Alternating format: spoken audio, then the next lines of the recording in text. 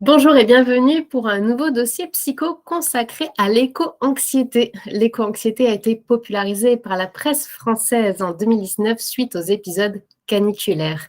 Cela vient tout simplement de la contraction des mots écologie et anxiété. Mais pour mieux comprendre ce sujet, j'ai le plaisir de pouvoir poser mes questions aujourd'hui à Charline Schmerber, praticienne en psychothérapie et donc, vous l'aurez compris, particulièrement sensible aux phénomènes environnementaux. Bonjour Charline Schmerber. Bonjour. Merci de nous faire le plaisir d'être avec nous aujourd'hui, d'avoir accepté notre invitation. Donc, dans le cadre de votre activité, vous vous intéressez donc particulièrement aux souffrances psychiques qui émergent des réalités écologiques. Vous avez d'ailleurs fondé l'association RAFU, le réseau des professionnels de l'accompagnement face à l'urgence écologique, et venez de publier un livre que je vous présente ici, le petit guide de survie pour éco-anxieux aux éditions Philippe Rey. Nous y reviendrons bien sûr un petit peu plus tard. Tout d'abord, et pour mieux comprendre ce sujet, savoir de quoi nous parlons, l'éco-anxiété, qu'est-ce que c'est? Alors l'éco-anxiété, c'est un terme qui a émergé dans la sphère publique pour la première fois aux États-Unis dans les années 90. C'était une journaliste, Lisa Leff, qui l'a utilisé pour la première fois. Alors il y avait eu un pic de pollution dans la baie de Chesapeake, donc aux États-Unis. Et elle écrivait un article et elle a utilisé ce terme, donc éco-anxiety, pour qualifier un peu les émotions que ressentaient ces habitants de la baie de Chesapeake. Ensuite, il y a Véronique Lapège, donc, qui est une chercheuse belgo-canadienne, qui est aussi qui était médecin de santé publique, qui a, elle, théorisé et créé ce concept d'éco-anxiété en 96-97, et elle définit l'éco-anxiété comme un mal-être identitaire dans un contexte de bouleversements environnementaux. Voilà, il faut savoir qu'il n'y a pas aujourd'hui une définition qui fait consensus parmi les scientifiques. Il y a néanmoins beaucoup de recherches en cours. Il y a plusieurs définitions qui me semblent néanmoins intéressantes de citer. La chercheuse américaine Susan Clayton, qui a beaucoup étudié ce sujet-là, définit l'éco-anxiété comme une anxiété. L'éco-anxiété, elle l'a définit comme une anxiété qui est associée aux perceptions du changement climatique, même chez les personnes qui n'en ont pas personnellement subi d'impact direct. Ce que je trouve intéressant dans cette définition, c'est qu'on n'est pas soi-même obligé d'avoir vécu des manifestations climatiques graves pour être éco-anxieux. C'est-à-dire que si on est conscient et lucide de ce qui va se passer et de ce qui est actuellement en train de se passer du fait de la catastrophe écologique, on est susceptible d'être éco-anxieux. Voilà, donc c'est vraiment, pour résumer, c'est l'inquiétude et la peur qu'on peut ressentir du fait du contexte environnemental. D'accord. Merci beaucoup pour nous avoir éclairé sur ce point-là. On peut peut-être pas donc parler de pathologie, mais est-ce qu'il y a des symptômes? On parle de peur. Comment cela peut-il se traduire peut-être? Alors justement, non, on ne parle pas de pathologie et je pense que c'est intéressant de s'arrêter sur ce point-là.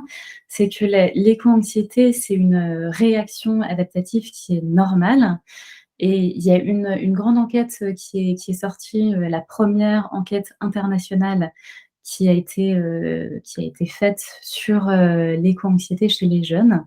Donc c'est 9 chercheurs qui ont travaillé sur ce sujet, donc les jeunes de 16 à 25 ans. Et ils disent bien que l'éco-anxiété, même si elle est douloureuse et pénible, elle n'est pas du tout à considérer comme une pathologie mentale. Donc c'est vraiment, ça peut être considéré un peu comme une éco-émotion. Ça fait partie des émotions que l'on va ressentir du fait des enjeux environnementaux. Par contre, à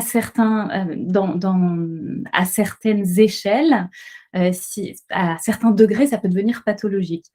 Il y a des échelles de mesure aujourd'hui qui ont été faites. Les premières ont été faites, la fameuse Susan Caton dont je donnais tout à l'heure la définition de l'éco-anxiété, a fait la première échelle de mesure. et qui permet vraiment d'identifier des degrés d'éco-anxiété. Ensuite, il y a une autre échelle de mesure qui a été faite en Australie. Et en France, il y a une échelle de mesure qui a été faite par Hélène Jalin en 2021, et il y a l'Observatoire des vécus du collapse en France aussi, qui est en train de mettre en place une échelle de mesure. Donc, en fonction ça détermine certains critères, des symptômes que je vais pouvoir expliquer un peu, qui vont permettre de mieux comprendre ce que ça fait vivre l'éco-anxiété. Et quand on remplit en fait cette échelle, certaines classes peuvent devenir pathologiques. Donc, il faut faire attention, en fait, en fonction de ce qu'on ressent. Quand il y a trop d'éco-anxiété, quand ça devient handicapant et que l'on bascule vers vraiment quelque chose qui bascule vers de l'éco-paralysie, quand on n'arrive plus à se décider, quand on n'arrive plus à rien faire, quand on a vraiment des symptômes physiques aussi, avec trop d'anxiété, trop de stress, qu'on n'arrive plus à dormir, qu'on a des obsessions, etc. Là, pour le coup, il faut aller se faire accompagner et aller voir un professionnel de santé. Voilà. Et donc, ces différentes échelles de mesure, elles permettent de voir un peu les différents symptômes de l'éco-anxiété. Alors, qu'est-ce qu'on va mesurer? On va mesurer l'état émotionnel de la personne. Qu'est-ce qu'elle va ressentir? Souvent, on va regarder un peu tout ce que sont les manifestations anxio-dépressives, vraiment l'état émotionnel, en fait. Qu'est-ce que ressent la personne, son anxiété? Est-ce qu'elle se sent déprimée? Des choses comme ça. Ensuite, il peut y avoir ce qu'on appelle la présence de rumination ou d'obsession écologique. Elle va penser toujours à l'écologie, elle va regarder ses proches et elle risque de les juger un peu à travers le prisme de l'écologie. Et il peut y avoir aussi ce qu'on va, dans les symptômes de l'éco-anxiété, ce qu'on appelle les répercussions fonctionnelles. L'éco-anxiété, elle peut impacter la vie perso de la personne et aussi le monde du travail, et les liens sociaux. La personne peut en venir à s'isoler, va avoir du mal à travailler, des choses comme ça. Donc voilà, les différents symptômes qui peuvent être liés à l'éco-anxiété. Merci beaucoup. Alors, quelle est la différence? Parce qu'on en entend aussi beaucoup parler avec la solastalgie. Alors effectivement, c'est des termes qui sont souvent employés l'un pour l'autre. J'aime bien l'expression de la médecin de santé publique Alice Desbioles, qui a écrit un livre, un des premiers livres sur l'éco-anxiété. Elle parle de faux jumeaux pour parler de l'éco-anxiété et de la solastalgie. Je trouve que c'est une dénomination qui est assez intéressante. Effectivement, alors c'est un peu différent. Dans la définition de l'éco-anxiété, ce qui se retrouve, c'est une notion de souffrance prospective. C'est-à-dire on va regarder l'avenir, alors que dans la solastalgie, il y a quelque chose de rétrospectif. Alors je vais expliquer un peu la notion déjà. C'est Glenn Albrecht, qui était un professeur en développement durable à l'université de Murdoch, qui a créé ce néologisme. Alors, Glenn Albrecht, il l'a créé dans les années 2000, début des années 2000. Il avait fait, alors je crois qu'il avait même été contacté par des fermiers de la vallée de l'Hunter, en Australie, qui étaient venus le voir en lui parlant de ce qu'ils étaient en train de vivre. Alors, ces fermiers de la vallée de l'Hunter avaient vu tout leur joli paysage dégradé par l'exploitation de mines de charbon à ciel ouvert. Et donc, du jour au lendemain, ces fermiers qui connaissaient, qui avaient toujours eu la même vue, le même paysage sonore, avaient vu finalement des camions arriver, de la pollution lumineuse, et ils ont commencé à ressentir cette espèce de nostalgie alors qu'ils étaient toujours dans ce lieu qu'ils n'avaient pas quitté. Et donc ça a donné envie à Glenn Albrecht de faire des études. Donc je crois qu'il avait analysé donc non seulement ce panel de fermiers dans la vallée de l'Hunter, et aussi un autre panel. Et ça lui a permis de créer ce néologisme solastalgie. Donc solastalgie, c'est fait à partir de la racine latine solatium, qui veut dire réconfort, et de algie, qui veut dire douleur en grec.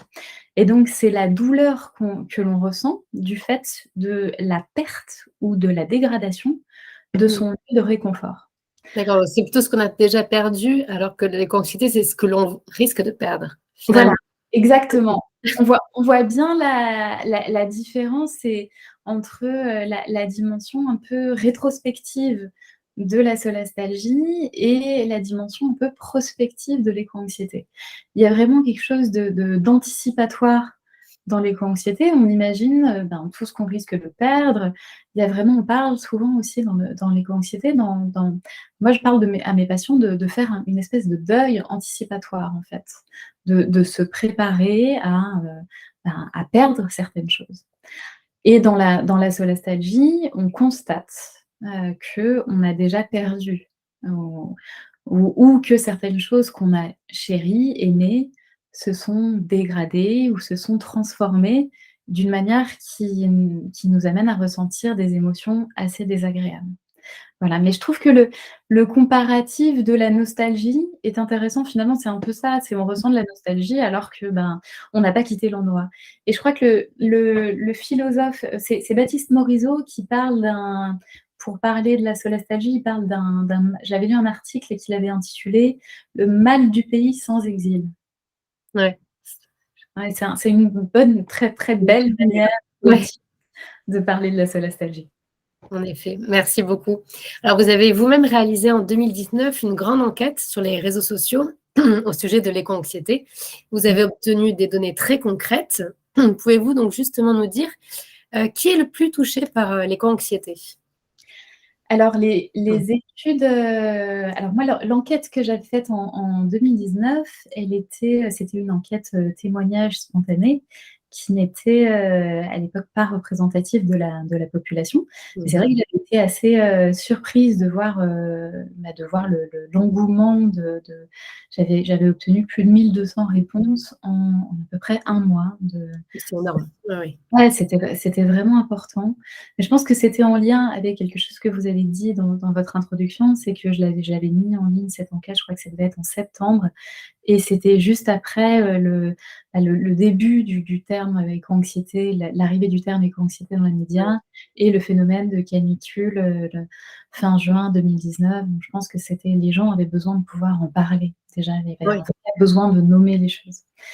Donc voilà, et ce que disent un peu les enquêtes scientifiques par rapport au profil des éco-anxieux, c'est que ça serait plus les femmes que les hommes et je vous expliquerai, je pense, un peu plus pourquoi, à la fin du portrait robot des éco-anxieux. Ça serait plus les CSP+, les minorités aussi seraient plus touchées. Les peuples autochtones aussi, parce qu'ils vivent au contact du monde vivant et donc forcément, eux, ils pâtissent déjà des transformations des écosystèmes, notamment, par exemple, les peuples. Je regardais un très beau documentaire d'Ashley Kunsolo sur les peuples des glaces. Ils voient les glaces fondre, donc forcément ces peuples autochtones, eux, sont sujets à l'éco-anxiété, à la solastalgie. Ensuite, les personnes dont les métiers sont, par exemple, les personnes qui travaillent dans le développement durable ou les scientifiques qui sont exposés, au secteur du climat vont être plus éco-anxieux et bien évidemment les jeunes. Les jeunes, qui sont aujourd'hui très mobilisés, très conscients, par rapport aux réalités climatiques. Voilà, donc les femmes, les CSP+, les minorités, les peuples autochtones, les métiers, très, très exposés aux réalités climatiques, développement durable et les jeunes. Voilà. Et je disais, les femmes plus que les hommes, c'est quelque chose qui est ressorti dans une enquête. Là, il y a une enquête qui a été faite par CARE, qui est donc le spécialiste de la téléconsultation. Ils ont fait une enquête en partenariat avec l'IFOP sur les éco-émotions, qui a été publiée là très récemment et qui montre bien que, effectivement, les femmes sont plus sujettes que les hommes, aux éco-émotions et il y a une donnée, et c'est une donnée que moi je retrouve aussi dans mon cabinet, alors qui effectivement, alors c'est un peu, mon cabinet n'est pas représentatif de la population, mais ça vous heu, donne quand même une photo un petit peu, ça précise peut-être? Ouais. Mais c'est pas une, effectivement, c'est pas représentatif, mais ce qui peut expliquer, c'est que, et c'est dans les données effectivement de l'IFOP, c'est que les femmes sont mères, qu'il y a cette donnée de la parentalité aussi et que, souvent et ça, c'est quelque chose, c'est pour ça que je fais le lien avec les personnes que j'accompagne. J'entends souvent dans le discours de mes patientes, que, elles ont vraiment une grande envie d'agir et de se mobiliser et de faire des choses aussi par rapport à cette éco-anxiété pour leurs enfants. Voilà. Donc il y a aussi, cette envie d'agir et de se mobiliser aussi par rapport à cette donnée-là, qui est la donnée des enfants. Voilà. Très bien. Et alors concrètement, est-ce que cela a des répercussions sur les modes de vie de ces personnes qui sont particulièrement sensibles et si oui, lesquelles? Alors oui, surtout, par rapport à cette dernière donnée que je viens de dire, c'est que l'éco-anxiété, souvent quand on ressent de l'éco-anxiété, ben, on se pose la question de quoi faire avec. C'est, OK, je ressens de l'éco-anxiété, c'est un peu désagréable, enfin, c'est même souvent très désagréable, donc on se dit, «Qu'est-ce que je fais?» Donc, une des manières de vivre avec ça, en tout cas de mieux la vivre, c'est d'agir. Oui, Donc c'est ça, pas rester face à ce problème-là, se dire: «Qu'est-ce que je peux faire?» Enfin, c'est ça, exactement. C'est de se dire, bon, bah, pour apaiser cette anxiété, souvent, c'est de se mettre en mouvement. C'est de se mettre en mouvement, donc de s'atteler un peu à la tâche et de se dire, ben, par rapport à la planète, je ne vais pas pouvoir résoudre la problématique climatique. Par contre, je peux avoir une action au sein de mon foyer, enfin, au sein de ma vie personnelle, au sein de ma vie, éventuellement, enfin, je peux avoir une action individuelle et collective. Donc il y a des gens qui décident de s'investir dans leur sphère perso, de faire, de mobiliser, leurs conjoints, leurs enfants et puis de faire des choses, de transformer, leur manière de vivre. Vous voyez, par exemple, là, c'était l'été, donc j'ai beaucoup de mes patients qui m'ont dit: «Ben, voilà, cet été, on va faire des vacances, où on va pas prendre la voiture, on va prendre que le train». mmh, Donc c'est, toute une ça logistique. répercute, ouais. Voilà, donc vraiment essayer d'organiser des choses comme ça, donc de l'écotourisme. Voilà, des choses comme ça, et après ce que je constate vraiment, c'est que l'éco-anxiété, moi je dis vraiment que ça fait traverser aux personnes une espèce de crise existentielle. Donc dit crise existentielle, dit forcément remise en question de beaucoup de pans de la vie, de beaucoup de dimensions. Donc ça va être la vie perso, ça va être la vie professionnelle. Donc on va réinterroger, on va se questionner. C'est comment je fais bouger les choses dans ma sphère, personnelle, dans mon métier. J'ai beaucoup de mes patients qui vont, se dire, «Est-ce que je trouve suffisamment de sens dans les études que j'ai choisies, dans le métier que j'ai choisi?» Et il y en a certains qui décident de se réorienter. Oui. Par exemple, il y a, j'ai vu le très beau documentaire, qui s'appelle «Rupture», sur les jeunes qui décident de bifurquer. Donc, Très souvent vers des métiers manuels ou du travail de la terre, et cetera. c'est, on se dit que finalement, bah, en fait, ça peut-être ça correspond pas, au sens qu'on a envie de donner à sa vie aujourd'hui, donc on décide de se réinterroger sur, moi je parle vraiment de fil rouge, de raison d'être pour soi, Mmh. on se réint on s'interroge sur: «OK, quel sens je veux donner à ma vie et par rapport à ça, quelles sont les actions que je décide de poser, de faire?» Et ensuite, je mets en place. Voilà, donc effectivement, ça perturbe pas mal, ça peut perturber le mode de vie et vraiment, l'ensemble de la vie, de la personne ou de la famille même. Voilà, Oui, c'est ça ça, peut parce qu'on touche vraiment à des gros facteurs. Enfin, c'est ça, c'est le mode de vie de soi-même, de l'entourage, le travail, ça peut être la consommation, la surconsommation, donc éviter effectivement, désormais la surconsommation, parce qu'on sait que les ressources sont pas inépuisables maintenant.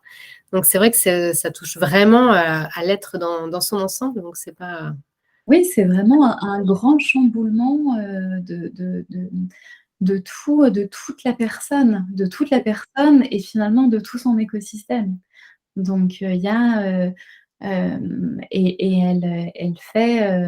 transmet beaucoup alors que ce soit, elle cherche aussi à transmettre à son entourage.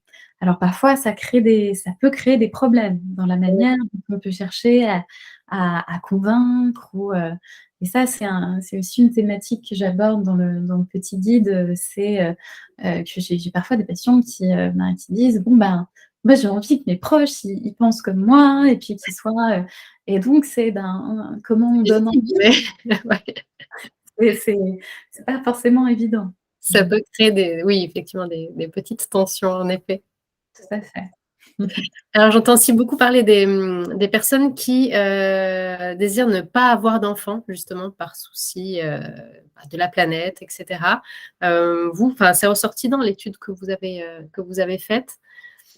Oui, alors l'étude de 2019, il était question de ce désir d'enfant, qui avait été mentionné plusieurs fois. Ensuite, dans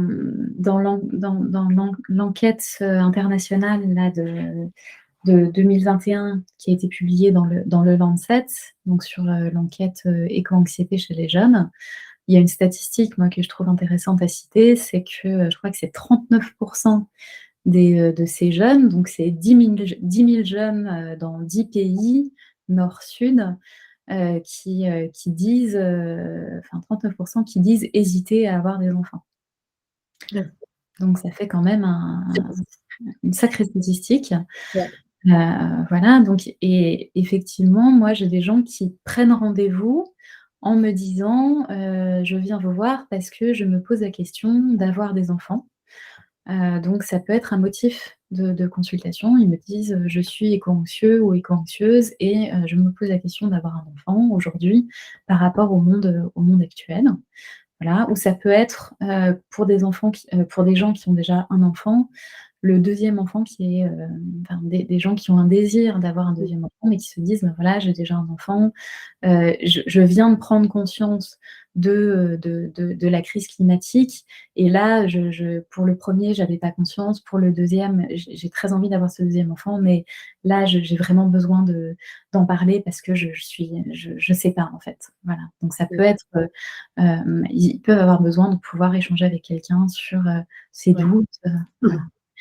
Mais effectivement, on s'aperçoit que, ben, c'est une grande question aussi chez les jeunes et chez les moins jeunes, mais que, ces préoccupations, enfin la réalité de l'état de la planète aujourd'hui fait que, il y a ce genre d'interrogation.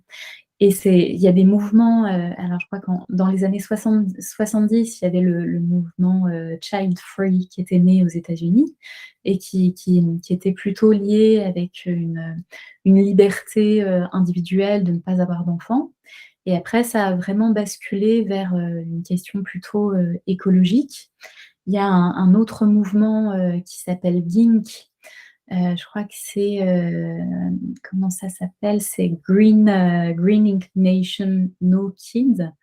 Donc ça veut dire, engagement écologique, pas d'enfants. Enfin vraiment c'est là pour le coup, c'est vraiment enraciné dans la dimension, écologique. Et là, c'est vraiment ce mouvement-là. Alors, il avait été porté aussi par une journaliste et c'est vraiment, dire enfin, dans un de leurs slogans, je crois que c'était, «On veut pas amener des enfants au monde pour les faire vivre dans un monde poubelle», en fait.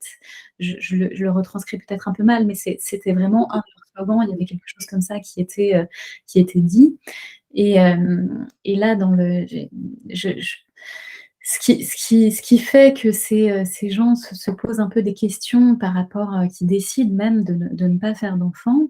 La sociologue, Laëlia Benoît qui travaille, elle est aussi pédopsychiatre, et elle est à Yale, elle a écrit un article sur cette question-là, sur la question des enfants, enfin, elle a écrit, un article qui parle de l'empathie qu'on ressent, pour l'enfant à naître, en fait. Et effectivement, je trouve cette notion, elle est très intéressante. Moi, j'entends beaucoup chez mes patients il se projette dans la souffrance que va ressentir l'enfant, dans un monde futur et ça fait que, ils ont du mal à se projeter dans un avenir radieux pour leurs enfants. Donc Mmh. Par voilà, empathie. Ouais, ouais.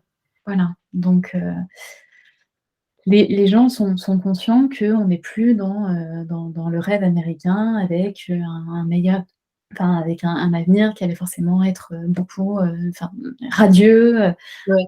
forcément. Donc c'est après qu'est-ce que vous me posiez la question de moi, qu'est-ce que j'en pense à titre personnel?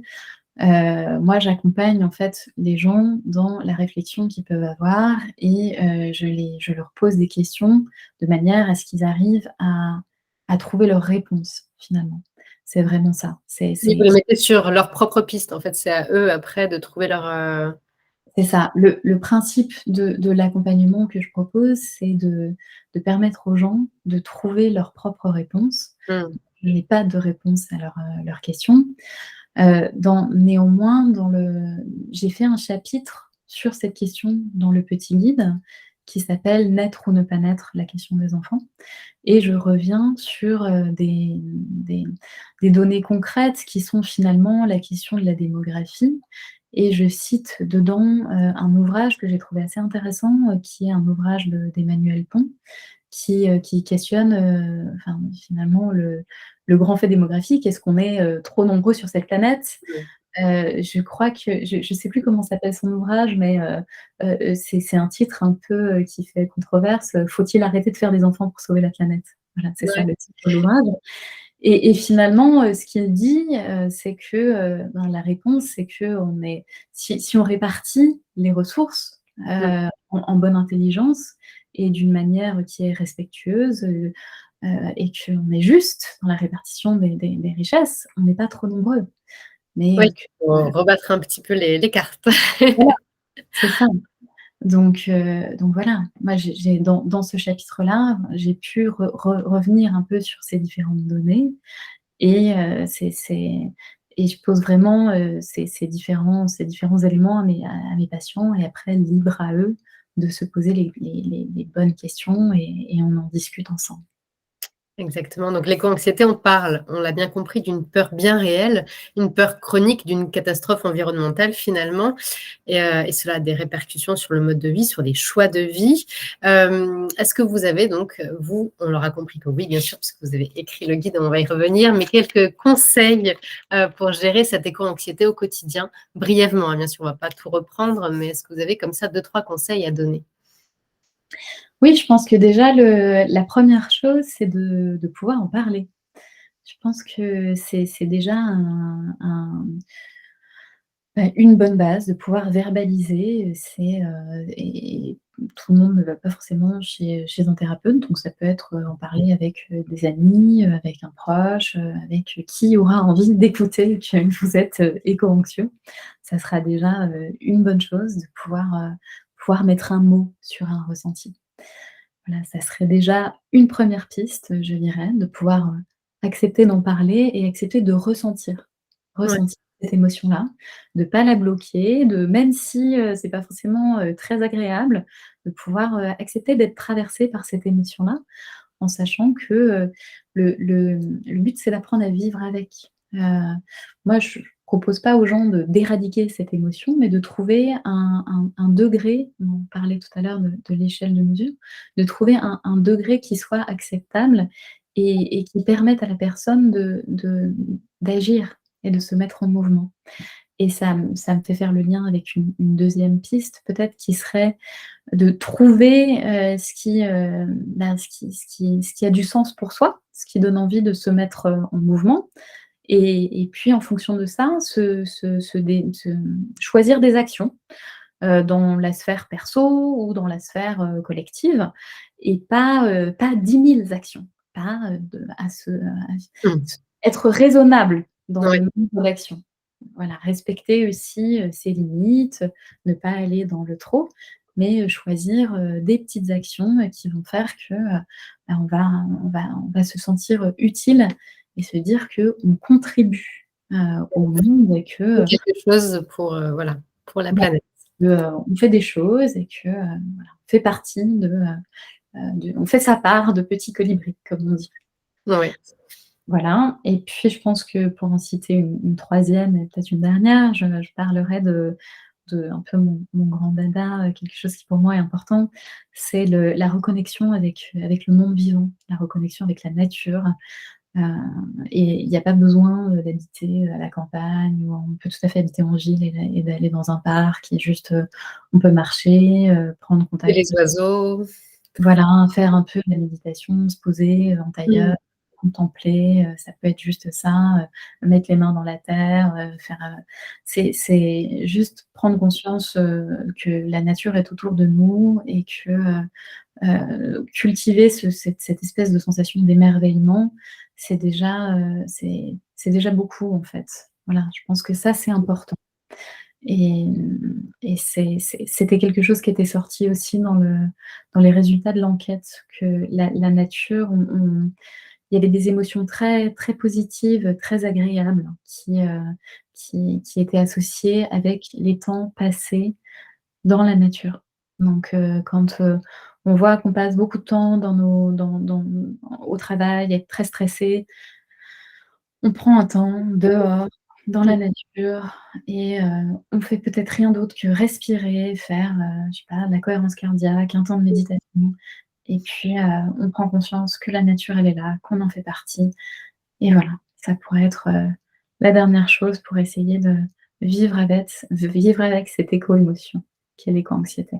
D'accord, donc si je devais un petit peu, récapituler les 3 points, on va dire peut-être essentiels, donc c'est vraiment ça, c'est accepter l'émotion, en parler. On dit toujours, hein, que mettre des mots, c'est déjà le début, du «chemin de la guérison» entre guillemets. Agir, donc pour justement se mettre en mouvement et pas se apporter, comme on le disait, même, de manière, simple, mais notre petite pierre à l'édifice pour, un petit peu «sauver» entre guillemets, la planète, et puis se reconnecter, à soi, à la nature, c'est ça? Ouais, tout à Et fait. et donc vous avez, créé un guide très complet, si on va encore aller plus loin, qui s'appelle donc le petit guide de survie pour éco-anxieux. On y retrouve, plein d'exercices, pratiques, des pistes d'approfondissement, des suggestions de lecture. Vous en parliez, je pense que vous avez, lu énormément d'ouvrages, de podcasts. Il y a également des références vers des vidéos, des documentaires. On a également des témoignages, des petits paragraphes avec des enseignements clés pour ne rien perdre de l'essentiel. D'où vous est venue, cette envie de faire un livre? À qui s'adressait-il, en fait, dans votre, quand vous vous êtes lancé? Qu'est-ce que vous vous êtes, dit? En fait, je suis partie du principe que, bah, tout le monde ne prenait pas son téléphone pour appeler un psy, pour, aller dans un cabinet de thérapie, et je pense que c'est alors je pense que tout ça correspond pas à tout le monde d'aller voir un psy, ce que je comprends, très bien, mais donc voilà, c'était déjà pour répondre à toutes les personnes qui n'allaient pas, faire cette démarche-là, et moi ça fait à peu près 3 ans que j'ai démarré cet accompagnement, que je reçois des personnes qui viennent pour me partager un peu ce qu'ils ressentent par rapport à l'état de la planète. Et j'ai eu envie, donc je suis amenée à faire des conférences, dans lesquelles je donne un peu des pistes. Finalement, je me suis aperçue que les 16 chapitres, ça correspondait un peu aux pistes que je peux donner en fin de mes conférences, et finalement, le livre, c'était un peu ça, c'était approfondir les pistes, que je fais dans mes conférences, et c'était, bah, pouvoir ouvrir un peu la porte de mon cabinet. C'était ça, c'était, permettre, d'expliquer un peu la manière dont je travaille, tout en respectant, la confidentialité des personnes que je reçois, puisque, je précise que les témoignages, c'est des faux cas cliniques, hein. Les gens, ils sont inventés de toutes pièces. J'ai gardé les processus thérapeutiques, mais j'ai inventé des patients finalement avec des La histoires. pratique. Voilà, j'ai inventé des petits cas pratiques, et je pense que, effectivement, on me demandait souvent un peu des solutions. Enfin, j'aime pas forcément trop ce terme de solution, et je sentais qu'il y avait souvent un vrai besoin pour les gens d'avoir des choses concrètes, en fait, des choses à faire, pour pouvoir mettre en place des choses par rapport à l'éco-anxiété. Donc, ce guide, c'était un peu ça. Et moi, je vois que j'aime beaucoup, c'est un thème, le thème de l'éco-anxiété, qui me fait faire beaucoup de liens avec, j'écoute beaucoup de choses, je lis beaucoup de choses qui sont, et j'ai eu envie de retranscrire ça dans ce livre, finalement. Donc, je trouve que c'est un thème qui me permet, moi, de faire différentes ramifications, enfin, il y a beaucoup de liens avec plein de choses, finalement, Bien comme sûr, je disais, l'éco-anxiété, c'est vraiment une crise existentielle, donc et c'est ce que m'apportent mes c'est ça, patients. Remettre en question plein de choses, donc il y a, et finalement c'est très complet. C'est un thème qui est extrêmement, enfin qui est vaste, qui est riche. Donc ce livre, c'était vraiment une manière de restituer un peu, tout ça. et c'est une véritable réussite, hein. Il est vraiment super. Donc, je recommande à tout le monde sa lecture. Il est encore une fois très bien fait, hein. C'est vrai qu'il est très documenté. Donc, voilà, si on est intéressé par les sujets, qu'on souhaite aller plus loin, il ne faut surtout pas hésiter à le lire. C'est ça, vous le définissez un petit peu comme un élan de vie. C'est ça, face à l'anxiété. Et je trouve que ça lui va bien, cette petite définition. Oui, je trouve que enfin, vraiment le but de ce livre, c'était, retrouver son élan de vie, en fait. C'est réussir à refaire à recapter dans l'éco-anxiété l'élan de vie, finalement, c'est ça. Et je pense que c'est peut-être intéressant de mentionner qu'il y a beaucoup de gens qui ne se reconnaissent pas dans le terme de l'éco-anxiété, ce que je peux comprendre, parce qu'il y a quelque chose d'un peu négatif. L'éco-anxiété, c'est un peu triste, c'est pas mobilisant. Et peut-être qu'on peut parler d'éco-lucidité, C'est d'éco-clairvoyance, de l'anxiété qui fait un petit peu c'est tristoun. plombant, ouais, c'est plombant l'éco-anxiété, c'est pas joyeux, alors que c'est des gens qui sont, lucides. Moi, je trouve que enfin, je dis que les éco-anxiétés, enfin, les éco-anxieux, c'est des gens qui sont lucides, en fait, et Bien sûr. c'est le signe d'une conscience éveillée, donc c'est des gens qui sont conscients. Qui veulent Donc apporter des solutions, qui aimeraient en tous les cas apporter des solutions. Donc, oui, donc vraiment ce livre, c'est se remettre, en phase avec son élan de vie, finalement, pour, contribuer à agir dans le monde. c'est C'est ça, ça. parce que de toute évidence, on va perdre des choses du monde qu'on connaissait avant, mais encore une fois, si on est lucide et qu'on agit, on peut tout à fait se donner de nouvelles opportunités, on va dire, d'où cet élan de vie, si j'ai bien compris. Ouais, tout à fait. C'est ça. Donc, je rappelle votre livre Petit guide de survie pour éco-anxieux, disponible en librairie et bien sûr sur Internet. Nous ne manquerons pas de rajouter tous les liens vers le livre. C'était un véritable plaisir de vous avoir avec nous, Charline Schmerber. Un grand merci. On peut également vous retrouver, vous, ainsi que tous vos travaux, sur votre site Internet. C'est ça, www.solastagie, maintenant c'est ce que ça veut dire, .fr. C'est bien ça? Oui, c'est tout à fait ça. Bah, merci beaucoup pour l'invitation. J'ai eu grand plaisir à être là pour cet échange aujourd'hui. Un grand merci. Merci à toutes et à tous de nous avoir suivis. À très bientôt.